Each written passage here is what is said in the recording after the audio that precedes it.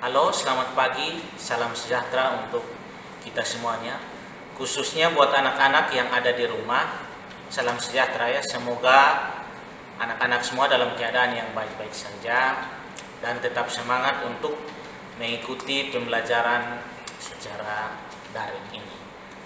Oke, jadi kali lalu kita sudah bahas atau anak-anak sudah nonton video yang Pak kasih, yaitu tentang hosting ya, untuk anak-anak kelas 12 TKJ tentang hosting.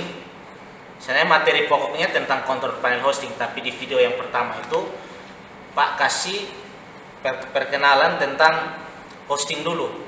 Jadi kalau sudah paham tentang hosting, baru kita bisa masuk ke manajemen control panelnya. Nah, pada pertemuan kali ini kita akan bahas lebih spesifik lagi tentang control panel. Control panel apa ya? Control panel hosting. Jadi control panel itu seperti apa? Fungsi dan manfaatnya dalam jaringan seperti apa? Terus fitur-fiturnya apa saja yang disediakan oleh satu aplikasi control panel? Jenis-jenis control panel itu nanti kita akan bahas hari ini. Nanti sebentar anak-anak silakan ikuti videonya saja. Videonya Pak buat seperti video yang lalu, berupa animasi-animasi dan gambar-gambar yang Pak harap bisa mempermudah anak-anak untuk lebih mengerti pembelajaran ini.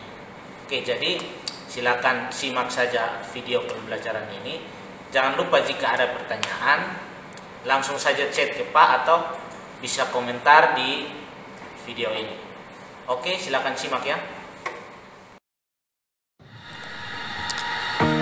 Oke, jadi kita mulai ya administrasi sistem jaringan ya. Jadi kali lalu kita sudah bahas, Pak sudah kasih gambaran sedikit ya. Kali ini kita masuk ke control panel hosting. Jadi control panel hosting itu adalah sebuah aplikasi yang dijalankan melalui browser yang berfungsi untuk mengatur hosting, seperti membuat atau mengelola database, menginstal website, membuat email, membuat subdomain, dan masih banyak fungsi lainnya. Nanti ada pembahasan spesifiknya. Jadi sekarang kita lihat jenis-jenisnya. Yang pertama ada cPanel, ada Flash, ada direct admin. Itu seperti video yang lalu ya. Jadi control panel hosting yang paling banyak digunakan di Indonesia biasanya cPanel dan Flash. Nah, tapi ini control panel ini adalah kelebihan dan kekurangan. Yang pertama, kelebihannya mudah digunakan, mudah dipelajari, terus ada software auto install dan sudah melalui uji coba. Dan tutorialnya juga banyak tersedia secara online di internet, bisa kita cari untuk kita pelajari. Nah, ada juga kekurangannya. Yang pertama, performanya biasanya lambat karena terlalu banyak fitur. Terus ada biayanya yang mahal. Dan pengaturan-pengaturan penting yang kita setting bisa berubah secara otomatis tanpa kita ketahui. Jadi itu plus dan minus ya control panel yang sekarang. Nah, fitur-fitur yang disediakan control panel ada database. Fitur ini untuk mengatur tentang database dari website seperti MySQL dan PHP MyAdmin. Terus ada domain. Fitur ini mengatur tentang pemasangan domain, add-ons domain, subdomain, dan pengaturan DNSS. Itu seperti apa nanti kita bahas. Terus ada lagi files. Jadi files ini mengatur tentang file yang masuk di hosting. Jadi kita sebagai pemilik bisa mengakses file yang ada di hosting, mengedit dan melakukan lain-lain. Dan ada logs. Log untuk melihat aktivitas website kita tentunya. Itu untuk logs ya. Ada lagi fitur mail. Jadi itu tersedia berbagai opsi yang mengatur tentang email pribadi berdasarkan domain yang kita pakai.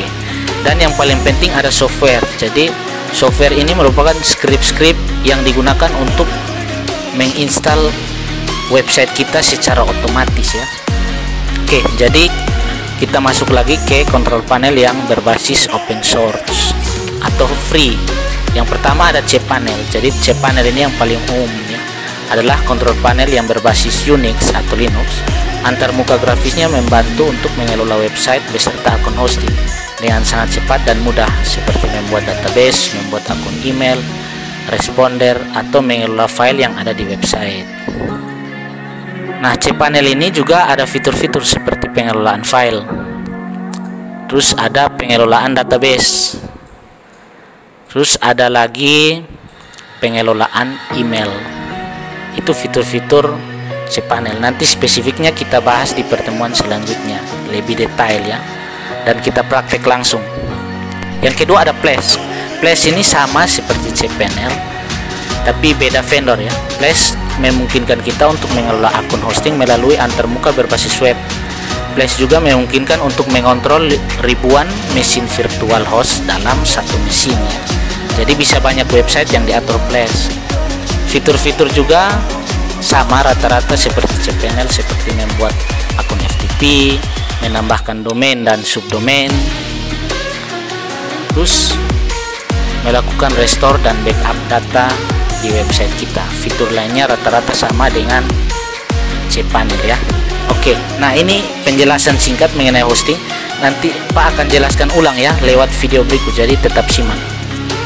Oke. Nah, jadi untuk membuat situs web kita tampak atau muncul di website, file dan data situs web kita harus disimpan di komputer dan terhubung ke internet. Nah, komputer untuk menyimpan itu biasa disebut web server atau komputer yang berkualitas tinggi. Jadi biasa disebut web server ya, Pak ulangi. Nah, biasanya host atau istilahnya perusahaan-perusahaan penyedia itu menyediakan space berupa hosting tadi untuk menyimpan semua isi file website yang kita gunakan. Ilustrasinya seperti kita ingin membuka satu toko di satu pusat perbelanjaan yang besar, maka kita harus menyewa satu space atau satu tempat dalam lingkup pusat perbelanjaan tadi.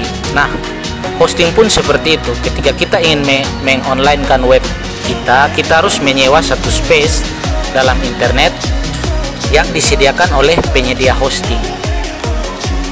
Jadi hosting ini dia menyediakan seperti keamanan, layanan atau support dan bandwidth yang gunanya untuk menghubungkan situs web kita ke internet. Jadi sama seperti pusat perbelanjaan tadi.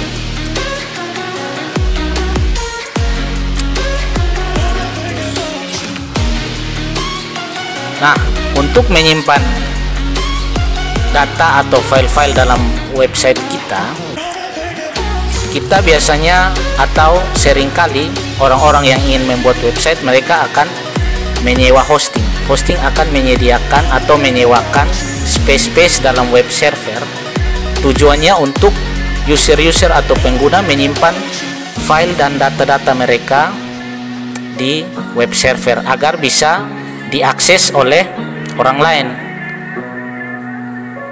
Nah, hosting juga menyediakan space dan bandwidth berdasarkan space yang dibutuhkan dalam situs web kita. Jadi kita bisa memilih hosting sesuai dengan space website kita. Misalnya kalau website kita untuk streaming atau untuk video, tentu space atau bandwidthnya akan lebih besar dari website yang hanya digunakan untuk menyimpan file-file berupa dokumen atau teks.